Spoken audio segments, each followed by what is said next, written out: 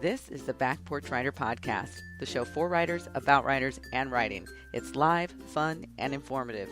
Each week, I chat with writers, editors, and industry pros to give you and me a heads up about this whole new awesome publishing world. Back Porch Writer is about creating the life that you want through writing and publishing. Are you ready to tap submit? Let's explore the possibilities together. Welcome to Back Porch Writer.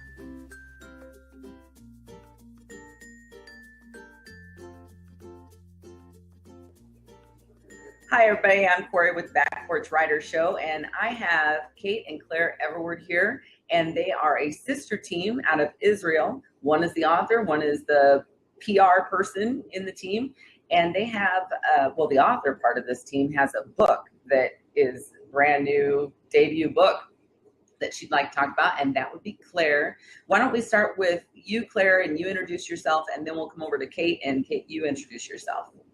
Go ahead.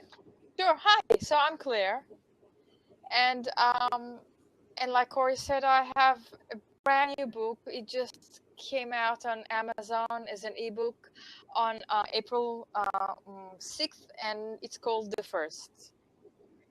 And what is the significance of it being called The First, by the way? Because I don't know anything about the story. Well, it's funny because the first has to do with the content, which unfortunately I can't see. I'm afraid to spoil the reading. So first, the name is extremely significant for the story. People will understand very quickly why it's called The First. But the funny thing is that I decided before I wrote the story it's going to be called The First because it's the significant things. A few years ago, Kate wanted to encourage me. She wanted to encourage my dream to write. So what she did was she actually gave me a mock-up book, and it had my name and it had my photo on it, and it was called The First, as in the first book. So I said that the first book I'll ever publish will be called The First. That's how it started. So The First is out. It's a real book. It's not a mock-up book. And it has an entire story that revolves around the name The First. So go ahead and read it, It's out there. It's fantasy, suspense, thriller. This genre thing is crazy. So, It's multi-genre. Here's the interesting thing then. If it's multi-genre, do you have it available on Amazon and through Smashwords and all that? So if it's multi-genre, how are you categorizing the book? Because on Amazon, you can only do 2 categories. So what did you do? We categorized it as, but you got keywords. What we did is we used fantasy urban because it actually takes place now in our world, in the United States and in Italy. So in our world nowadays. And so we did fantasy and urban, and then we went for thriller and suspense, okay? And you need to remember that you can also choose keywords when you put things up. So we use that too. Mm-hmm. What was that, Kate? Realistic fantasy, because it's real. It's actually quite real. People who will read it will understand. But there is a very still a strong sense of fantasy. So we called it realistic fantasy. Fantasy because it's actually based on something real. on certain findings. You see, here's the thing. It's a story that takes place in our world at our time, but it has something in it that is different, that is a bit out there, okay? Like a theory that is a bit out there, okay? It has nothing to do with world out there or anything mystic, but it has something that is still out there. And it's difficult to explain. It's difficult to explain. Whoever will read it will definitely will understand. And by the way, that part of it is excruciating because I think the most difficult thing we've had to learn, Kate and I, is how do you put a book out there and get people to read it when the way it happens to be built and the theme makes it actually impossible to say what the book is. That's actually interesting. So let me come over to Kate for a second. Kate, you didn't get a chance to introduce yourself, so introduce yourself. And then the question that I have for you is, if it's difficult to explain, how did you write the book blurb that goes on the different sites? So go ahead and introduce yourself and then answer that question. Oh, well, the book blurb actually, Claire actually has to answer that part, but I will introduce myself. Well, I've been a PR agent for about 10 years. I specialize in a completely different field, which is crisis management. Though who knows, it could come in handy. There might be some involved if you start to receive really negative reviews. You might need to do some crisis management. Don't say that. I'm just saying, look, this is part of an author life. It's gonna happen, you know. I mean, just it'll happen. You might need the crisis management, but go on. Well, one thing that we PR agents learn is that there's no such thing as a bad review. There's no such thing as bad publicity. Publicity is good. Publicity. And we keep also learning from people and learning from reviewers. And I mean, I guess you have to distinguish between haters and the online bullies, and of course the real reviewers, and we're really targeting them because we really want to know what they think, and of course we need to learn from them as well. Who knows? I mean, they're the readers. But yeah, I'm sort of diverting here. I'm 10 years public relations. At a certain point I had my own office, and eventually since Claire wanted to write, I just said, okay, fine, let's change focus. I mean, it's never too early or too late to have a second career. So I decided to become a publisher / PR agent / book marketing. Whatever needs to happen. Whatever needs to happen. Whatever needs to happen so Claire can write, and I'll do what I know how to do. I mean, I love talking to people. I love explaining things. I love pushing things around the way you said it a while ago. Push. I love seeing the final result and see how people are attracted to the product. And of course, what can I say? I'm a crisis manager, so if I have to pick a fight, I pick a fight as well. I try not to, but yeah. Yeah, So and she knows the writer. How did you write the book blurb? If it's difficult to.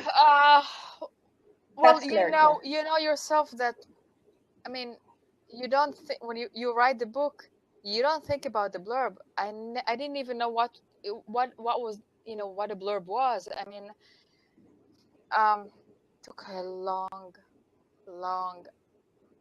time. I probably have like 5 million versions of the blurb.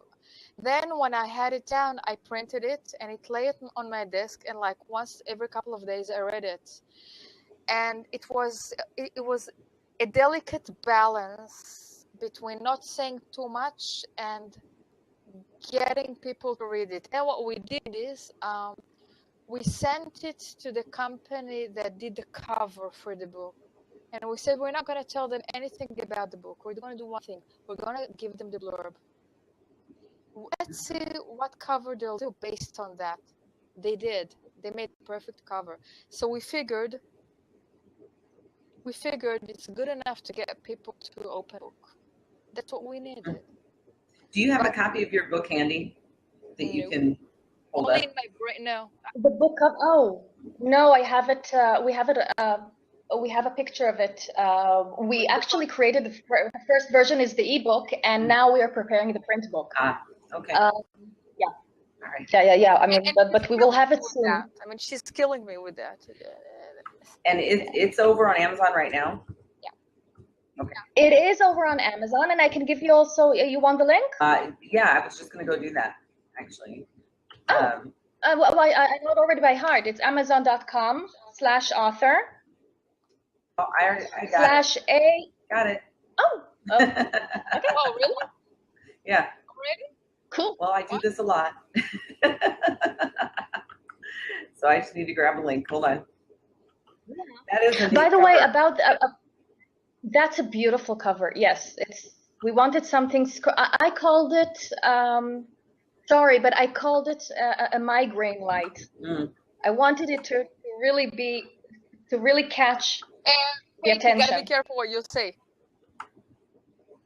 Yeah. No, seriously. What? But listen, No, of the course. cover was a migraine, but- shock. You know, Corey, the cover was a shock because it kind of, you know how it is probably. Doesn't it kind of bring things alive, you know, to life? Oh my God. It's that's so Surprise. cool. Doesn't it Like- kind of from your works, from Corey, your works, doesn't it kind of go back to your first one, your first book, the first one you published? Doesn't that kind of make it real, bring it Oh to gosh, life? yes. Oh yeah. Yeah. That and having it in your hand, because I do print and ebook for my books, and usually We'll I do them have right a at print. the same time. We'll have a print. Oh, I know, but Yeah. it's when I see it, when I actually have it in my hand, Yeah. it's seriously real at that point. This time I did North Downing and I did the ebook before I did the print book because I wanted to do the pre-order and get it in alignment with this convention. Okay. But normally I do them at the same time. And the reason I do that is because if I want to do a pre-order on an ebook, I can't get reviews posted on that pre-order unless I have a physical copy too. And I learned this the last time when I did Hush. I couldn't get any reviews when it was available for pre-order under an ebook because Amazon doesn't allow that. But if you have a print book out, and I just made it a sleeper, so I put the print book available on Amazon but didn't tell a lot of people. And when I had reviewers who were reviewing the book, I said, go put your review over on the print version, because once the other one went live, the two connected. So the ebook and the print version connect, and now I have reviews. So that was something I learned when I did Hush. I didn't know that when I did my first couple books, but I learned that when I did the novel. So that was a little trick I learned. So it's always helpful to do the print version just for the review aspect of it if you plan on doing pre-orders on the ebook. Okay. So Now we know. Okay. I know, right? We learned, yeah. I never knew that, and I can't remember how I found it out, but it came up, and I went, oh, good to know. That's good information. We keep learning new things. I mean, this field is simply growing and changing, and the fact that you as an author, you have to do these things on your own, suddenly you realize what publishers are going through, and I mean, you're doing the job of an entire office. Yeah. Yeah. I mean, it's so weird. I mean, it's actually amazing. I see sometimes authors saying that they don't have time to write because they're working so hard, and exactly. Yeah. And that's why when we talked last night, the whole organization side of this is huge. If you really want a career as an author, organization is a really big deal. And part of that is even knowing who to hire, when to hire something out. Like, I don't do my covers. I can't, that's not my skill set. So I hire someone to do that. At some point, I'll probably hire someone to handle some of the publicity side of things when I feel like I can't really do that effectively. But it's about recognizing what you need to hire someone else to do and then moving forward on it. But it's like any other business. You have to identify those people, and you may not be able to do it right away. I can't do it necessarily right now, although I hire out the cover art and I have an editor, the key things. But like marketing, I handle all of that. I happen to like marketing, but I handle all of that.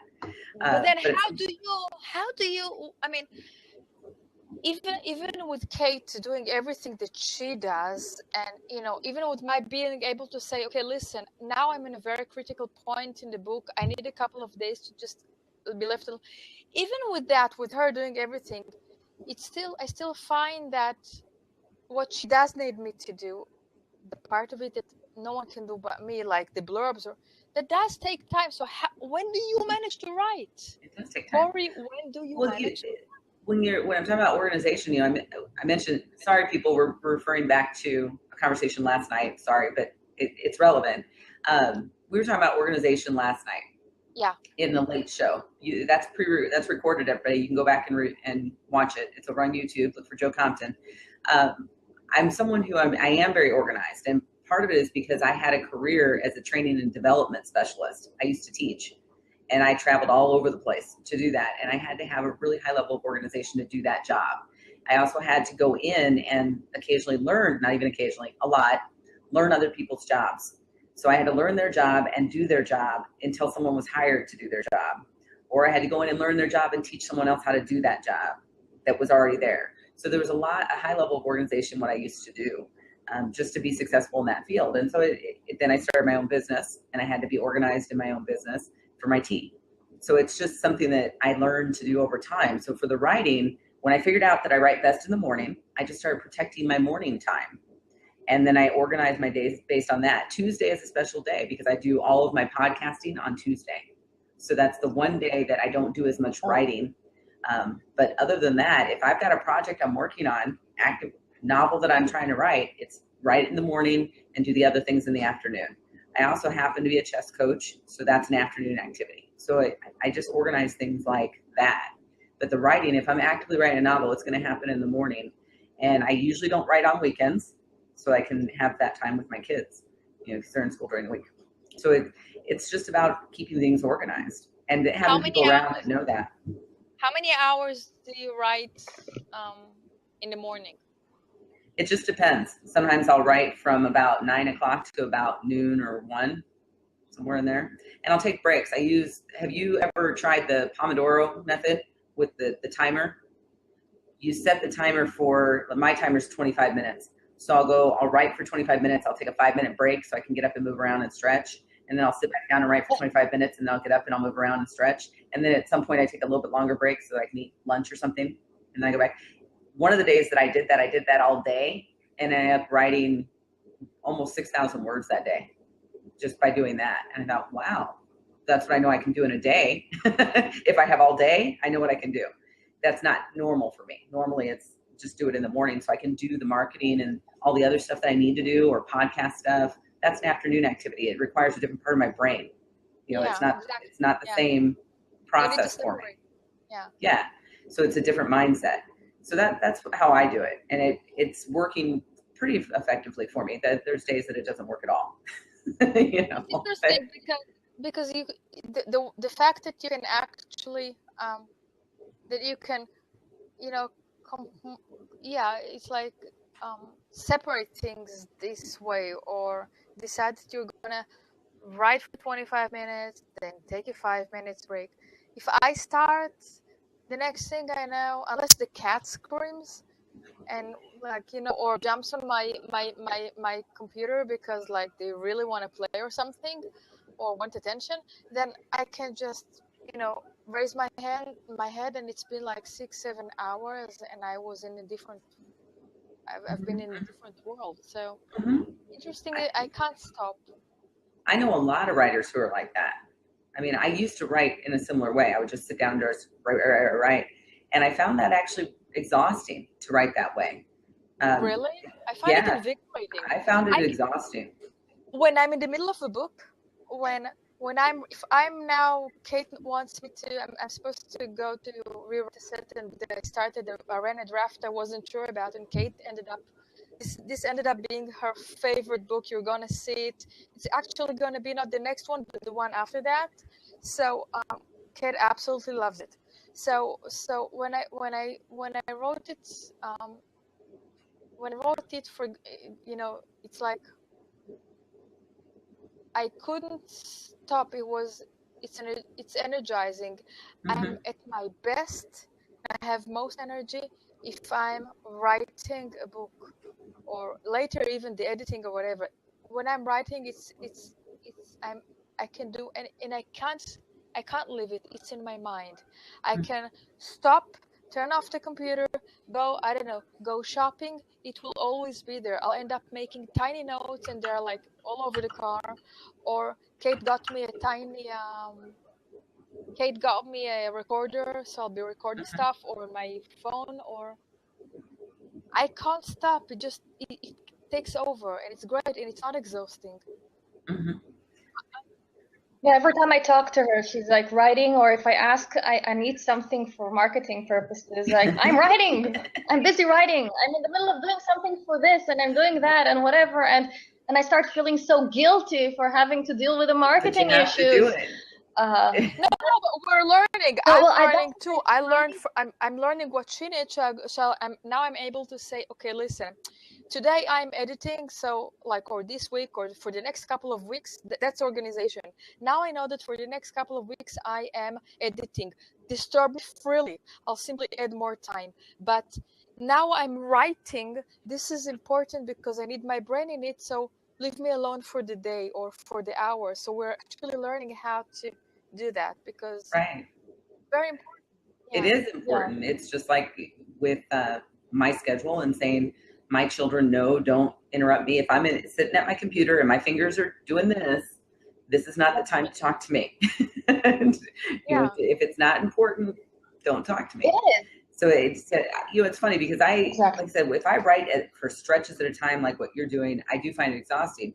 But if I take the breaks, it actually helps me to come back and finish and do what I need to do, which I find interesting. And I think about my books all the time. I do the recording thing too. And I take little notes on my phone. I don't even use my phone as a phone hardly ever because it's a big phone and I can write on it. So that's how I use it. But that's, you know, every author comes into this and figures out what method is going to work for them and make them more productive and get everything out that they want to get out. I mean, I have friends who are shocked because I'm always thinking about whatever it is I'm writing, that, you know, because I'm trying to process through. If I'm stuck on a piece, I'm trying to process through the piece. You know, this person needs to be doing this and I need to get them to it. How do I get them to it? And you could be having a conversation with me, but I'm thinking about that while you're talking. You know, I mean, that's just, I think that's what writers are like. It's just normal. Okay, normal for us. I think that if writers are lucky enough to, you know, that they love what they do, they love the story, then yeah, that's what they're like. It's very important to love the story. And get really into the characters and know everything about them. You know, so they're all over the place. They're all over. I real. Yeah. You know, when they become real, that's what I like. Yeah, they're always real.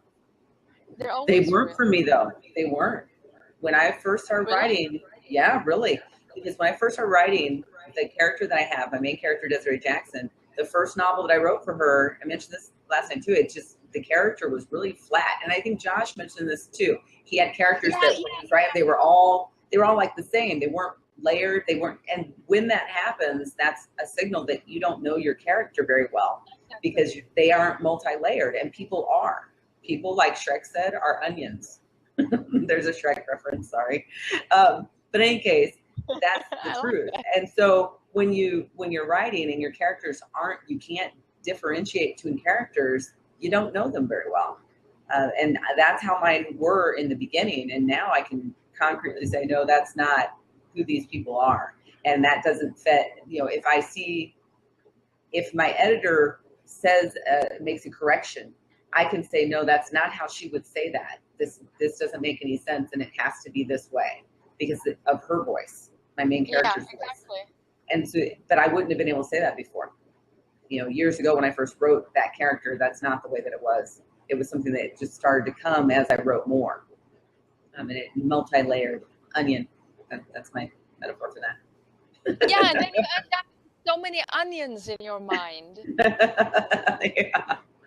Yeah, onions. Great. That's what I wanted to think about. Onions are yummy. Come on now. I want to. Well, it depends. Fried onions with fava beans. That's really good. Okay, see, that's good. Yeah, that's fine. No, that's good. Fried onion, that's good. Now I'm trying to think about something else with layers that. Okay, a tulip. Taste like a little flower tulip. Rose petal. Perfect. Rose petal. Perfect. There. Okay. Yeah, perfect. Thank you. That's better. That is good. So tell me about, we've got the first, that we have the picture of here. Yeah. Do you have the names for the next books in the series already? Do you know what you're doing? No? Do you have the names? Yes. Are you going to share? Yes, the next one? What are the names? The next one is Oracle's Hunt. Oracle's Hunt? Okay. Is it a series? And you're the first to hear it, by the way. This is the first time. that This is the first time we're Oracle's mentioning it. Hunt is the first one. It's the name of the first book in new series. This series is already, I have an idea for quite a few books. The first and the second ones are already written. The first book is actually going to the editor tomorrow, and it will be out there in a couple of months. Flying To the editor tomorrow. Flying to the United States tomorrow, and I haven't been there, but my book is already flying to the United States. And it's actually should be out in a couple, probably about 3 months or so. And then there'll be another one immediately after it, and another one after. So this first book, it's a standalone? Well, no, actually, it's book one. The first is book one. There's gonna be. I haven't written I have parts of it, but obviously you know how it is. But the second book hasn't been written yet.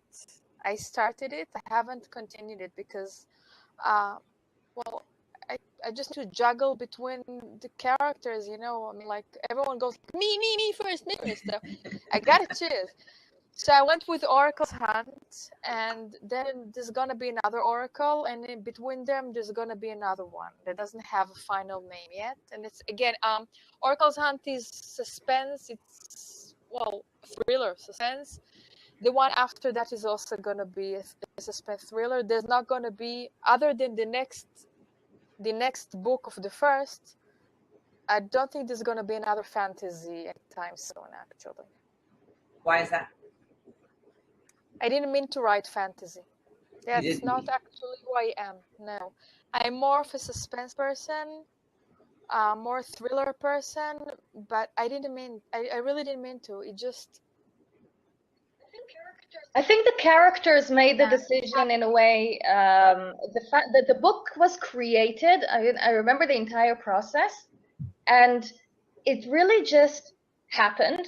The book was created, and it's really perfect in fantasy. And the second book came because the first one really, again, because the characters wanted the story. I mean, because the story didn't end. So obviously it was another book. But in a way, Oracle was there even before. It was amazing because when we only started the process of, I mean, when she said that she wanted to write, she already had 3 books inside her head and on the way to the paper. So they were being built. So what happened was, in a way, that just one after the other, the books are coming out, but they're not coming out in a certain order. I mean, Oracle is definitely coming out soon. Oracle's Hunt. I wanted the first to come first. Come out first because I didn't mean to write it, but I fell in love with it. I love the book. But the thing is that it had to be the first one that comes out because it's the first, because that's the name of the present my sister gave me. See, that was that. It had to be the first. It didn't matter what. It didn't matter how many books I have ready or had ready. Or, again, I got 3 books that are already written, and got to be edited and everything. And I got like a zillion ideas, and I got more than ideas. But the first had to be the first one out because that's the name of the mock-up that my sister gave me. It's that simple. So now that it's out there, look out, world, because there's gonna be a lot more out there. And the first will continue because it has to, because it's not over, because the characters still haven't finished their work. They have a lot of work to do, and they really didn't mean to, but it just turned out that way. And they just have a lot of work. They have a life. They deserve it. And they want me to do what I'm doing, so I'm doing it. I mean, look, these books, they just write themselves. See, they just do.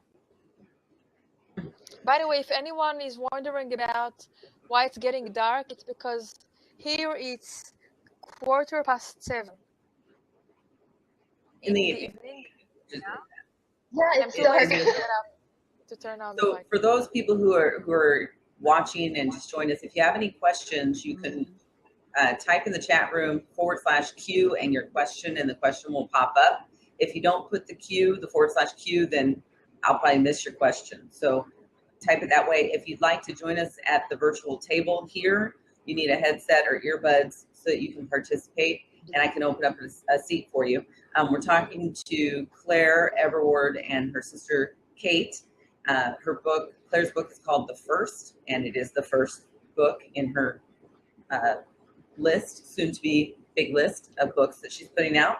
And they're from Israel, so that's why she's saying it's dark where she is and all that, because they're actually calling in from Israel right now. So that's what's going on. So if you have any questions for them, feel free to ask. We're just chit-chatting back and forth. This is part of the Brain to Books Cyber Convention for this weekend. It's been going on since Friday, and it ends later today. There are lots of events happening, takeovers, all sorts of things. So be sure to participate in that. You can go over to Goodreads and find out more. We did lose Kate, so hopefully she will be calling back in. So she'll be calling back in. But this is, you can see the cover there for The First, and it's available over on Amazon. Hey, Claire, is your book available in other places besides Amazon? Like, is it over on? It's going to be only on Amazon for the next, it's on Amazon Select. Okay. So it's over there for the first 90 days. Yeah, which actually gives us the time to get the print books ready. And well, there'll be other formats too. Oh, and Kate, hello, Kate. So it's gonna be 90 days, I think, on Amazon, on KDP. Then it's going. Oh, someone else is. Yeah, someone asked to call in. So I'm gonna see if he has a question. And then the print will come out in the meantime, and I wonder. There'll be other formats too for this one, and KDP Select was a good idea. Oh, lost Kate. She'll be back, I'm sure. Martin, you might want to go back out. I'm going to boot you out, Martin, and just try again if you want. All right, Kate, we need you to come back in because I have questions for you. She will. Hold on. There she is. All right. Okay. I don't know what happened. All right. So, Kate, what's on your agenda then for the marketing and PR side of The First? Oh wow! Basically, to conquer the cyber world and the physical world. No, we again, it's a very. Is Claire there? Can she hear? Could you please turn on the light? Oh, okay. Apparently there's a light issue. Sorry. Well, I've just called you because again, I mean, I find myself in the book world, which is an amazing world. Thanks. Claire, sorry. Thank you. Okay, I find myself in the book world, which is a really I'm sorry. and I'm some help from some light. Yeah. I'm learning a lot, and I'm developing my knowledge step by step. And the past, I think, year, I've been analyzing the blog world, the new media world. It's amazing. So many people are there. I mean, the opportunity to actually reach the readers directly. So obviously, I want to reach the readers directly. I want to hear what they think, obviously, about the book, and prepare them for the next ones.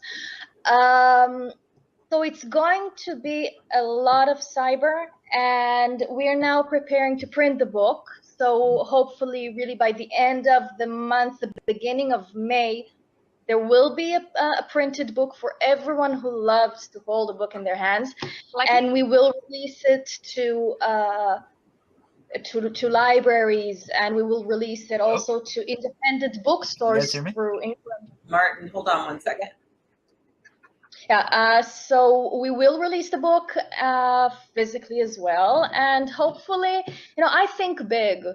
So, I really want us to reach the New York bestseller list, of course. You only have to have so many, thousands of sales in a week's time to do it. I mean, it's going to be. You got to get the book bub ad and get everything in alignment, and then. Yeah. Oh, we heard. Yeah, we're really learning the process as we go. We are thinking big, but working baby steps to make sure we do it right, that we do it professionally, that eventually we want our readers to come back, to return. It's not just one book and go away. We want them to feel that we've worked hard for them and that we're doing it right. So obviously we're going to improve, but we told you something. Again, this is going back to discussion this morning.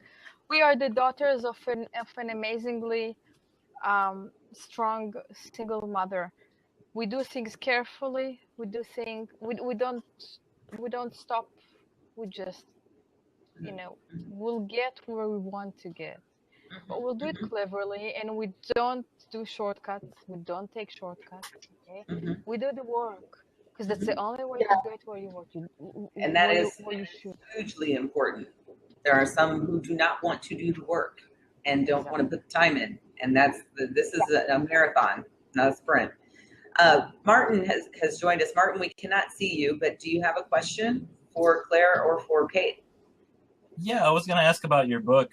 You guys seem like really powerful people. I'm sorry. It's okay. Hello? I'm sorry. What's your question, Martin? I'm sorry, give me a second. Hold on. Okay. Nope, take your time. Yeah, I was just going to ask, what is the book's views on feminism and how it relates to the characters, and how does it empower women? Wow. Again, it's tough to. Okay, it's very simple. This book isn't. That's not. It's not out there. I didn't put it out there to empower women, but yes, in all my books, in the first and in all our books, the heroine will be just that: a woman, a strong woman, a woman who doesn't crumble no matter what anyone decides to do to her. Okay, she's out there. She takes the lead. She gets her way, if that helps. It's very important to me. I don't do characters, women character who are put down by others easily. Okay, so that means you believe that women should have a big place in the world? I'm sorry? So you believe that women should have a big place in the world? I believe that women should have an equal place in the world.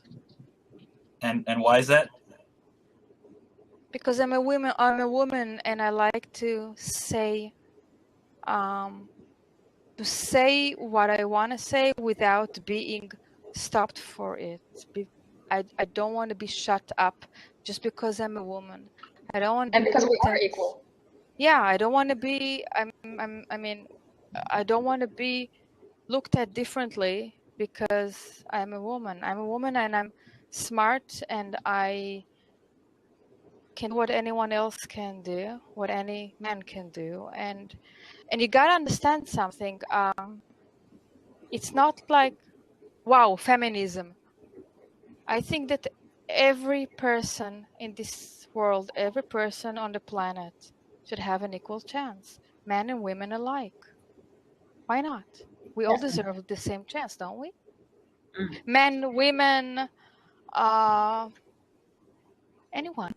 Yeah. So then, why do you think women on the average get paid 30% less than men? I'm going to take that. Wait. Claire, Martin. Claire.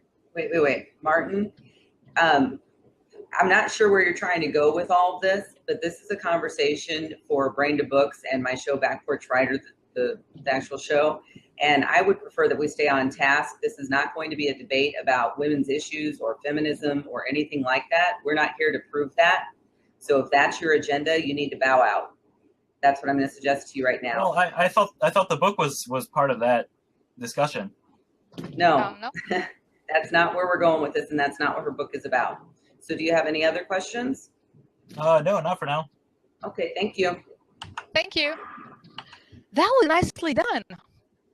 Well, that was very professional. I don't suffer fools easily.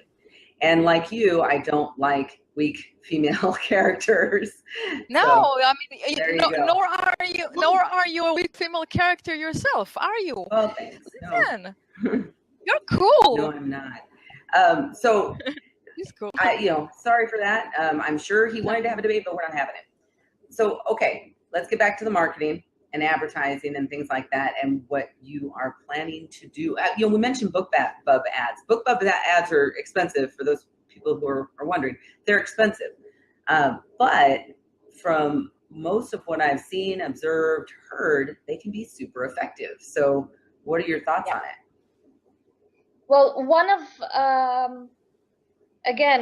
during my research, one of the things that concerned me the most was the concept of paying for ads, paying for reviews, paying to get the book out. This is something that also in PR we're very careful with. I mean, we try not, at least in my field, we try not to work too much with advertising because it's a different field. However, we researched and we found out that one of the only respected places when authors and big authors talk about BookBub, and most of them, or at least with the mini survey I did, most of them do say, okay, if you do decide to do it at the right time and take BookBub, because they are considered good, they're considered clean, clean reviews, a clean advertising, and that's what we want. We don't want anything connected to the book that might seem, oh, okay, they bought their place, they bought their reviews. We want it to be real and clean. And this is also why, though we believe in BookBub, we won't do it now. We will wait. First of all, we will start slowly building ourselves. And then when we feel that we have our own followers, slowly we will start, our own fans, slowly we will start going to BookBub. Goodreads also, which is different, but it's clean. It's not only advertising, it's getting to know your readers. So these are the locations that we want to go to. See, there's a nice, there's interesting chat over here. Well, I've been deleting some stuff. Yeah.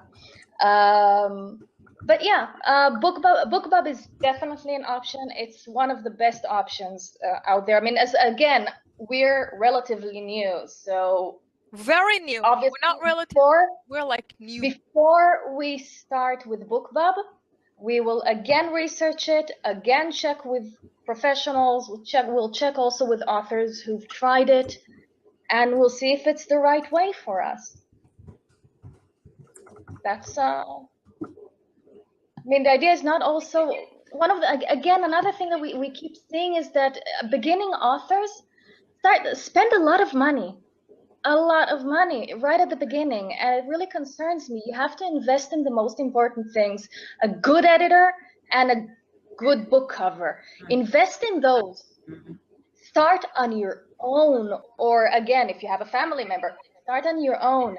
Then start investing the money after you learn your field, you see where you are, and you learn from people who understand. Until then, leave these things alone. Yeah. All right. Any words of wisdom for everyone, since this is new, your journey, everything? What's the one thing you've learned that you think would help other authors or people that are trying to do the PR side of things, the marketing side of things? You guys, see, I spent time, all this time that I was writing, I was working full time, okay? And I mean, I wasn't just sitting and writing. I was working full time, taking care of stuff, and there are all kinds of other issues. And I was behind a computer, and that was that. And so one thing that Kate did is that she brought me to you guys, to you, Corey, to everyone else I've been meeting these past days. You gotta talk. You're new out there. Talk to Corey, talk to others. They have so many important things to say, and I think talking to you has been so far the most important thing, because you're authors and you know what it's like, and you've been out there longer, and you've got so many smart things to say. I mean, everyone out there, you gotta get Corey to tell you something about organization. Seriously. I mean, she got me thinking about several things. Yes, he did. I mean, this morning, which was their middle of the night, I actually intend to continue talking to you about a few things because I think you've got a lot of wisdom. I love talking to people. So I like sharing ideas. Yeah, do please, even in the middle of the night, you mean. But the thing is that, yeah, sorry about that. But guys, talk to people like Corey. There are smart people out there. Don't end up thinking that you're alone and you don't know, how to do things, and you're not the smartest person on the planet. I think that's the idea. You're not inventing the wheel. There's easier ways to do things. So sometimes find out what they are. Yeah, and you guys are cool. It's fun talking to you, and you make a lot of difference. For me, you already have. There's an author that I do the Indie Author Hour every Tuesday on Blab at 11 o'clock in the morning, Central Daylight Time. My co-host is Hardy LaBelle. He's an author too. And he and I are opposites in a lot of ways, and it's great.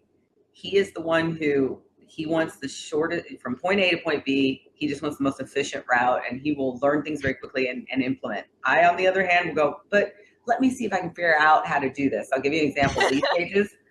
Lead pages. He was doing it for the longest time. Are you familiar with lead pages? You can create book landing pages with lead pages. Okay, so you can create a funnel and you can get your email list going and all that. He was using that. He figured out how to use that. I, on the other hand, was using my WordPress site and trying to get book landing pages into my site and trying to figure out the HTML and trying to do all the coding, blah, blah, blah. And I was not being the most efficient person on the planet, but I'm very frugal. He's like, Corey, you just need to get lead pages. So 2 months later, after I'm thoroughly frustrated, I said, fine, I'll get lead pages. So even I can be hard-headed. But this is a great example.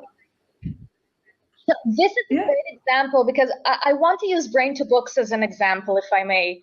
When I found Angela B. Chrysler. I found her on LinkedIn. I read her post. I liked her post. I never responded to posts. I'm out there when it comes to doing PR work and working for other clients, but I don't talk about myself usually. I don't put myself out there. And I never responded on social media. Mm-hmm. That was the first time I responded to someone because I liked her post. So I wrote her a thank you. And she wrote me back. We started chatting, and then she told me about Brain to Books, and she invited us to the event when I told her that we are sisters. And it took me about a month until I even managed to gather some nerve to write something to her and to other people, Matthew Harrell, all these people who suddenly came there to help. And the thing is, this is another thing. I had no choice because I turned into my sister's publisher. So I had to put myself out there, but I was terrified. And I did it. I pushed. I made mistakes, but the people I spoke with, eventually they were authors. One of them was relatively new, only a year out there. And I realized that everyone was once freaked out. Everyone makes mistakes. I'm still making mistakes. But there are people around there that are helping you. And no, it's okay not to know. Don't sit there. Don't be quiet. Okay, just talk. Consult. You'll improve. You need to improve, and exactly. And authors too. You're not the best authors on the planet. Nobody is. You'll be learning. When you write your 20th book, you'll still be learning. We all learn. It's okay. And you'll look back at the first book and be like, "Oh, I can't believe I wrote that in the first book." See, I'm terrified. It's so gonna happen. It's okay. We don't know everything. No one knows everything. That's what makes it so much fun. There's always a lot to learn. We have Barbara in the comments talking about just that. She suggested that Anna, that you maybe should host your own blab about being a book author. You guys should have your own blab, and it is fun to do blab, even with all its quirks. It's a fun platform. Thanks, Barbara. Authors don't know what they don't know, and that's why they make mistakes. And that's true in everything. This true to those are- everyone. Yeah, That's Barbara. levels Yeah. of learning. You don't know what you don't know, and you don't even know what to ask. Yeah. Well, you know what? That's She's not right. a bad idea. And not only that, but we're actually, that's one of the reasons on our website we are starting a blog because of that. Because the website is called Author and Sister, authorandsister.net. Yeah. It's It's I'll a put it new down in the website. chat. Sorry. Still putting it up. Okay, no. She's still putting it up. Multitasking. It's evening. Sorry. I'm Sorry. hidden under. Yeah, but It's a new website. And another thing I did on my own, yes. But I did ask a lot of people for help, but I did it on my own. But we put it. We wanted. It's basically the publisher's website, but we wanted a blog in it that will tell people the process that we're going through. We are going through the same thing. We want people to be a part of it, learn, and eventually we want to help also new authors through the same process. By the way, one thing that we noticed is that authors outside the US are having some unique problems. Because the US is a very closed community, by the way, when it comes to the publishing world. And we found out that many outside authors are having difficulties and they didn't even know they can be solved, or some of them didn't even know what the problems are. And we started talking. Well, like even the basic thing, like you can't get a number from the Library of Congress, or you cannot get an American ISBN, you have to get a local one. These are things that I worked on for months directly with the Library of Congress and ISBN, the International ISBN organization. I spoke to the IRS about taxes, crying out loud. That was, I was freaked out by calling the American IRS, and I'm not even an American citizen. Seriously. Oh my God, I was about an hour and a half, I think, only trying to find out who I have to talk to. But by the way, eventually the person I reached was very nice. He was so surprised that someone from Israel was calling. They're great once you get them on the phone. He was so kind and answered my questions. But, oh yes. But the thing is that you find out things, even the copyright. I mean, only now we're managing these things. We got a Canadian copyright, we got international copyright, but you're learning these things by calling them, spending hours on the phone. Well, it's interesting. Or again, now at least we know that we can help some people with this process. You know, in the United States, I don't know what it's like elsewhere, but in the United States, the minute I produce something, I write something, I make music, whatever, it's copyrighted the minute that happens. So that I can pay a little extra and really protect that copyright if I want to, or I don't have to. So what's different there? What was making you look for the international copyright, the Canadian copyright, all of that stuff?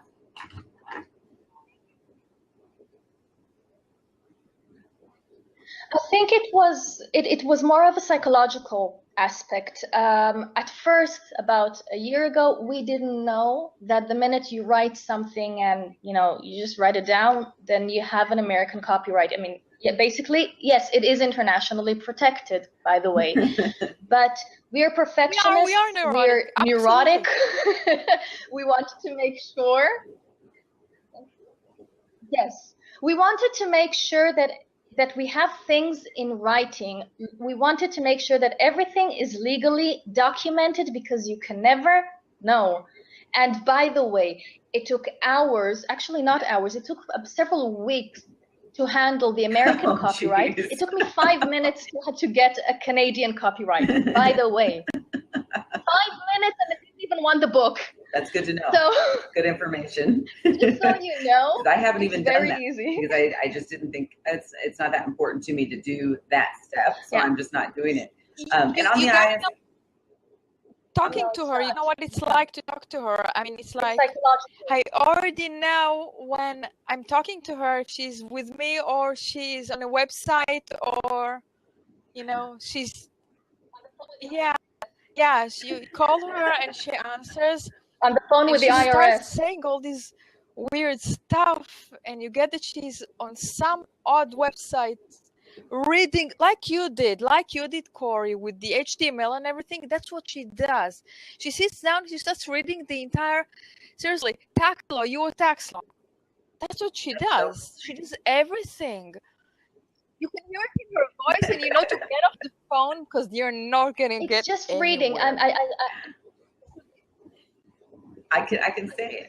I can say it's boring because Yeah, on the T side, I have to do a reading, lot of just permitting reading. and things like that. I have a manufacturing license, that sort of thing, and there's food licensing, handling, and all that. And I had to read. We have a food code, Nebraska food code. I think all the states have them, but I had to read that code and learn that code, and it was really boring. And it's all reading, but it's all the rules, right? Really, really boring stuff. I'm glad I know it, but it's really, really boring stuff. And that's kind of like the IRS stuff. It's just super boring. So the minute you can get them on the phone, it's really helpful because, you know, they are helpful. It's just the wait. It's the hour wait or hour and a half wait to talk to somebody. You know, when I just put them on the speakerphone and wait and do other stuff. Now, I wanted to ask you, you mentioned getting books into libraries and things like that. Sorry. And I don't know what it's like there. So describe what it's like there to get your physical book into a library. Because here in Nebraska, I can speak to Nebraska, it's actually gotten easier to get an indie published book into the libraries around my area. But that's not true everywhere in the United States. Not all the libraries are willing to take indie published books. So what's it like over where you are right now? No, not in Israel. No, this book is in English. By the way, I write in English only, totally in English, because that's my language. So the book doesn't even appear in Hebrew because I don't, in Israel, obviously they speak only Hebrew, and I don't, the book isn't in Hebrew. It's not here. It's not even going to be here anytime soon because I live my life in English. Everything is English. So I don't even think I can write in Hebrew. The marketing goal was outside the boundaries of Israel, going to the U.S., not only English-speaking countries, but being being everywhere outside the United States, Europe, etc. That's what we wanted. It's because it's very small, because there are requirements of Hebrew, and because, by the way, if you're talking about libraries, etc., there's no real indie industry in Israel because it's too small. So that's why for us starting out in the US, it's, what can you say? I mean, the capital of the world. Eventually, that's what matters. And things. Yeah, so, the English market, by the libraries. Exactly. Well, there you go. The libraries, just so you know, they're not all the same. And so the physical books, some libraries will be willing to do it, some won't. And the ebooks are a different thing altogether and all that. But that's been my experience personally, plus talking with other authors. So don't give up on that idea of actually getting your physical book to a library. It's possible. You just have to find libraries that are willing to house those books and things like that. That's one of the reasons also we went without, by the way, insulting anyone, but that's one of the reasons we wanted to go with Ingram Spark and not with CreateSpace. And one of the main reasons was because I actually called Ingram. Of course, I spent hours on the phone with them as well in order to find out. And they did say, I mean, we do talk to libraries, we do communicate with them, we distribute to libraries and to indie Corey, stores. Have you ever we went with them. Gone into a library and seen your book? Start up my library, the library that we have near us takes my books. So when I want my books there, they'll take my books. Yeah, and I've actually given in the beginning with Back Porch Writer, authors would send me their books to read, and I never had time to really read them before the show. It just didn't work out that way. But I would take the books and then donate them to the library with that author's name and put a little sticker in the back and say donated by blah, blah, blah, and give it to the library. So that's what I do when authors give me their books, is I tend to give them to libraries or I donate them to an event so that they're always getting out. The last time I did it was I did a huge basket of books of all Nebraska indie authors and donated them for a fundraising event. So that's what I tend to do. And people will accept them, and they do like that. This, where I am, it's becoming more open to indie authors. And we have a couple independent bookstores that are really open to indie authors. And one of them is in Omaha, not very far from me, and I haven't actually approached them yet, because I don't actually focus on print books. I focus on I do the print books because I think it's necessary, and some people want a print book. And if I go to an event, I want print books, but it's not actually a focus. So there are places that you can get them into, without a doubt. I fear if you don't ask, you don't know, so you may as well ask. And if the answer is no, then that's all right, move on. Go on to the next one, because say yes eventually. Eventually you'll get a yes. But our library here, where I am, is pretty open. And so, yeah, they've had my books there. And my first book actually disappeared from the library. So someone took the book, which was a funny experience. I'm not sure what happened. But yeah, they're pretty open here. My first book talk, my first author talk, was at our local library. And so that was a fun event. So yeah, I've seen that. It can happen. It works. So maybe you'll come over to the States and you'll go and do some library events like that. You'll have to organize like a trip and hit a few places and see if they'll do it. That's what I would do. That's what I do. Are you guys members of Alliance of Independent Authors? Have you looked that up? What are you asking me for? Ask her. I don't know what I'm a member. People No, keep but telling me she does that. I don't know what she does. Here. I found them several months ago. I've been following them to see exactly who they are, what they are, and which authors joined them. And yeah, I mean, I wanted to wait until we get the book out, and then we can. Yeah, there are certain memberships. So I wanted to make sure the book is out so we can just join a membership. So yes, we will join them. Very we understood active. they're quite they have different resource quite guides. supportive of indie authors. They have partners that they've been vetted, so you can go and get, like Books Go Social, for example, is a partner with them, and Books Go Social does helps you with marketing and things like that. But there's different people like that. But I love the forum. I mean, I don't spend a ton of time on Facebook, but that's one of the groups I really like. And so I watch that Facebook group a lot, and people will post questions. I ignore all the rant stuff if there's rant stuff, but if there's people asking questions, I'm looking at the questions and seeing how are you answering this question, and can I glean something from this? So I like that. And some of the indie authors who are well known are in that group. So like Joanna Penn, if you've heard of her, is in the group. Nick Stevenson, I believe, is in the group. Mark Dawson. A couple other people, Orna Ross, who started the organization, is in that group. They used to do, up until last year, they were doing Indie Recon, which is an awesome event, all online. This year, they separated it out. So it starts, they're doing it in conjunction with different major book events, like Book Expo America or whatever, London Book Fair.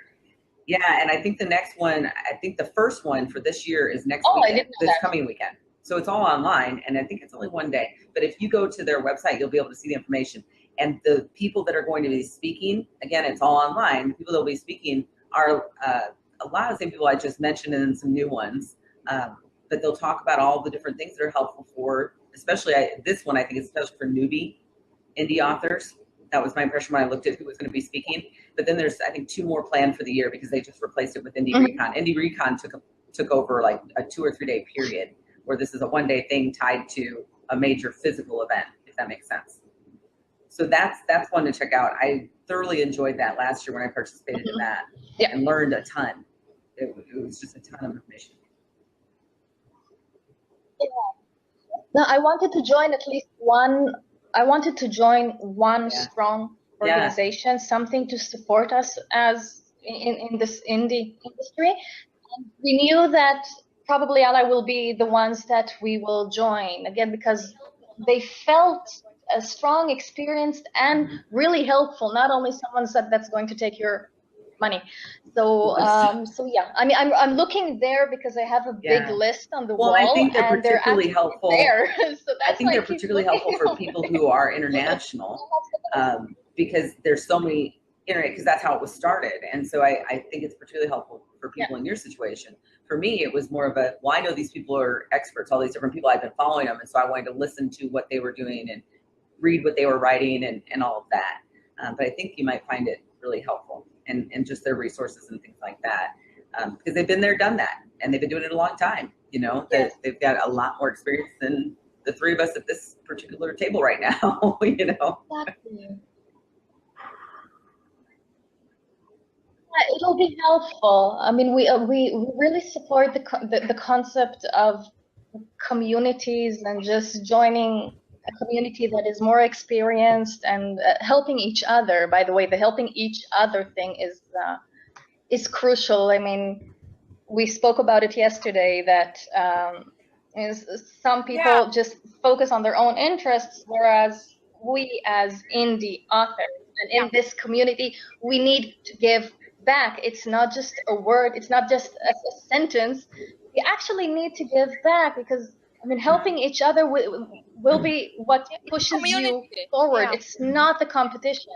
We're not fighting over a reader. The reader will read through both books. So we need to help each other. And this is something that I definitely, even I mean, this convention even convinced me more of that. Just because I mean, it was amazing working with all these authors and help. I mean, to think that we were able to help people and people helped us. I mean, but to really fun. see that we could also help, that was that felt amazing. Fun. So it's fun. It was. Yeah, this is we hardly slept, but it's so fun. like 3 days. It was a lot of fun.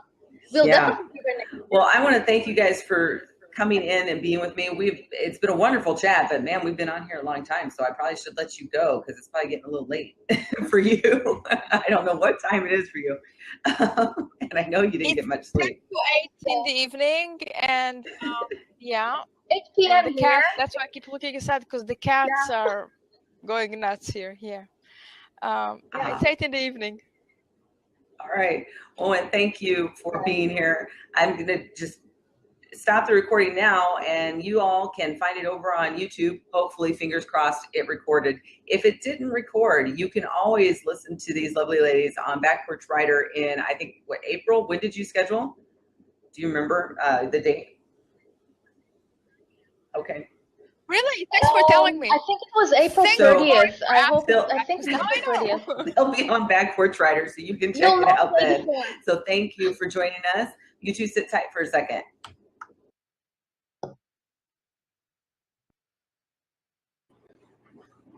Okay, that's the end of the interviews for the Brain to Books Cyber Convention 2016. I'm your host, Corey Miller. Thanks for joining me here on Back Porch Writer, the show for writers, about writers, and writing. Until next time, pull up a chair, sit a spell, and write. Thanks for listening to Back Porch Writer. Remember to rate, review, and subscribe via iTunes so people just like you can find the show. If you've got comments, questions, or want to be a guest, visit backporchwriter.com for details. I'm your host, Corey Miller. Until next time, pull up a chair, sit a spell, and write.